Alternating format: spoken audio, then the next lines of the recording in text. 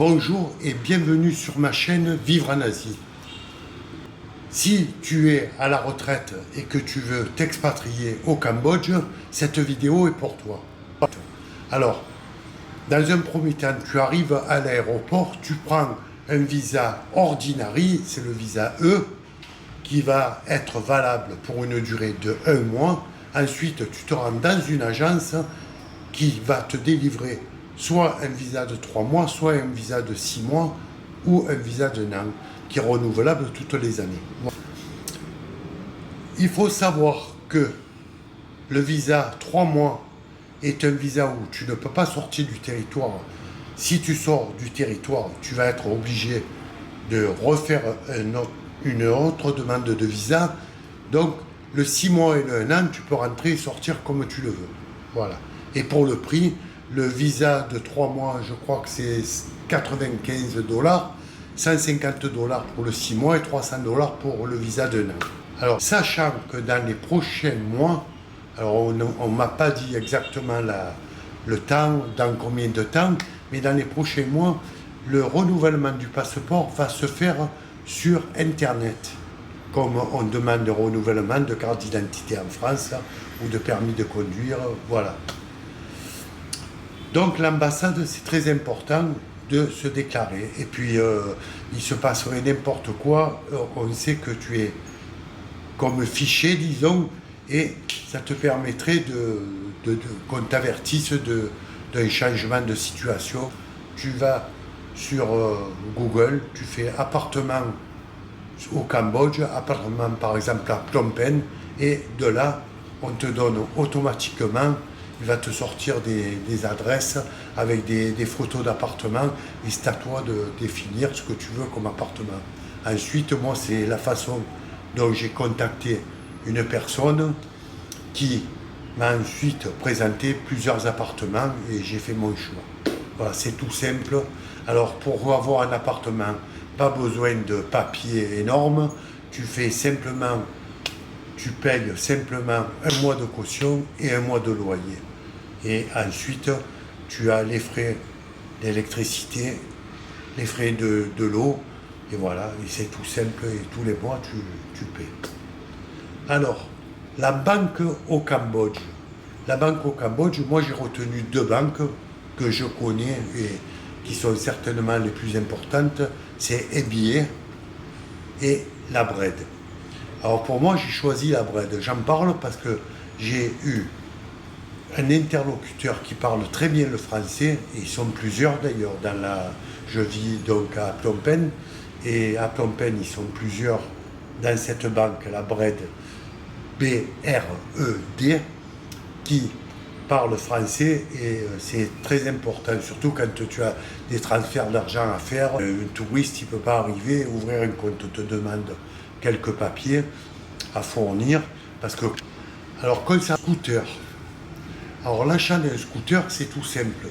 Vous allez acheter un scooter comme on le fait en France, on va vous délivrer une carte, et vous allez avoir 15 jours après, c'est comme une carte grise, disons, qui identifie le véhicule, et ensuite vous allez avoir un autre papier 15 jours après qui va vous être donné pour confirmer que vous êtes bien le propriétaire du scooter.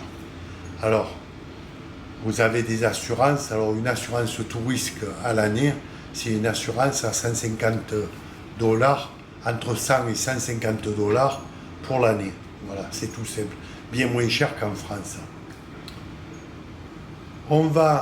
Alors, il faut savoir une chose, c'est que pour conduire un scooter, on peut conduire un scooter 125.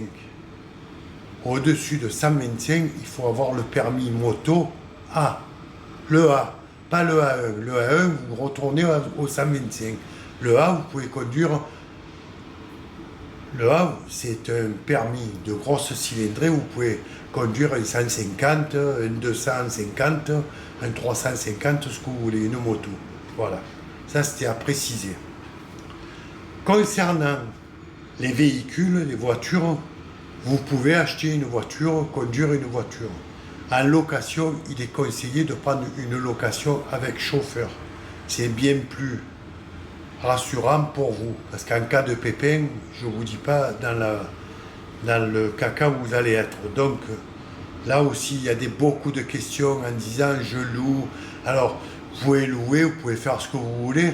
Tant qu'il n'arrive rien, c'est très bien. Mais le jour où il arrive quelque chose, c'est de gros emmerdements, disons le mot.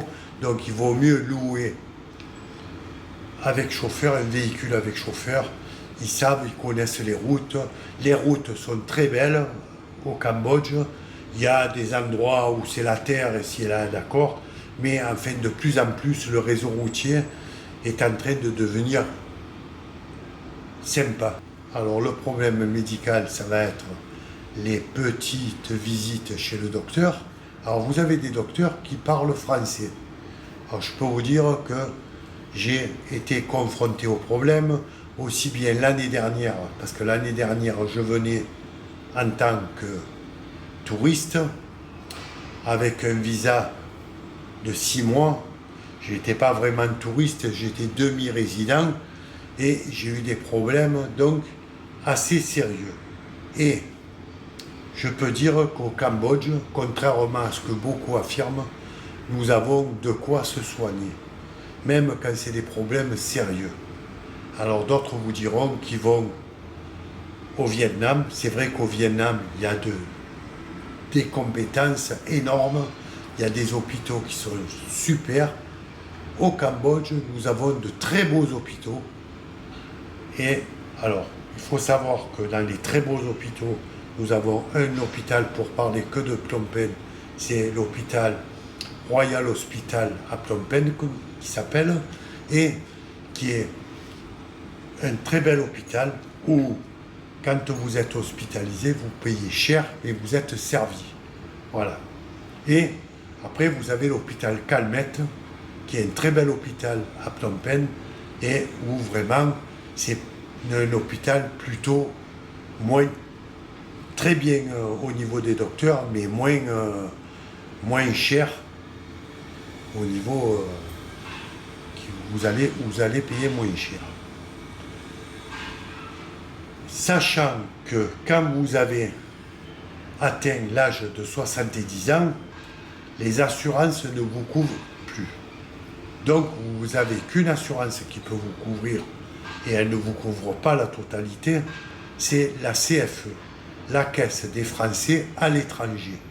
C'est une caisse qui vous couvre à, disons, dans la même proportion que la sécurité sociale et qui vous coûte quand même, dans l'âge de 70 ans, elle va vous coûter entre 200 et 250 euros si vous êtes seul. Voilà.